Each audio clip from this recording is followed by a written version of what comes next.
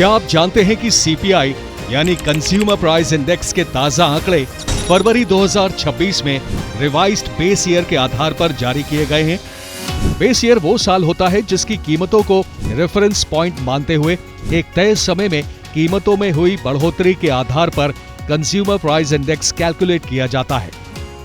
केंद्र सरकार की ministry of statistics and programme implementation ने सीपीआई कैलकुलेशन के लिए बेस ईयर को 2012 से रिवाइज करते हुए 2024 कर दिया है, ताकि इन्फ्लेशन इंडेक्स अपडेटेड आंकड़ों और वेटेज के साथ सामने आ सके।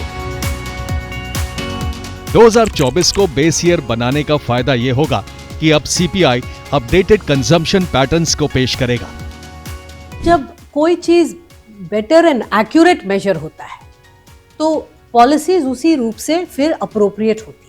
जैसे कि हमारा सारा जो मॉनेटरी पॉलिसी है, जो आरबीआई पॉलिसी निकालती है कि इंटरेस्ट रेट क्या होना चाहिए, बढ़ना चाहिए, घटना चाहिए, response to the market, large part of that response is driven by inflation expectation. Base year revision के जरिए नई तकनीक और रिवाइज्ड कंजम्पशन पैटर्न की वजह से देश में आए बड़े बदलाव को सीपीआई में शामिल किया गया है।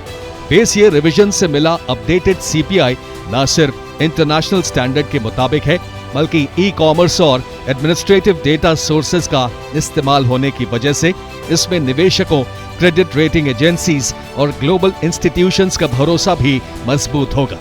नए सीपीआई में देश में डिजिटल सर्विसेज और ई कॉमर्स की ग्रोथ को भी शामिल किया गया है, जो 2012 में इतनी महत्वपूर्ण नहीं थी। साथ ही इससे आरबीआई और केंद्र सरकार को पहले से बेहतर नीतियां बनाने में भी मदद मिलेगी।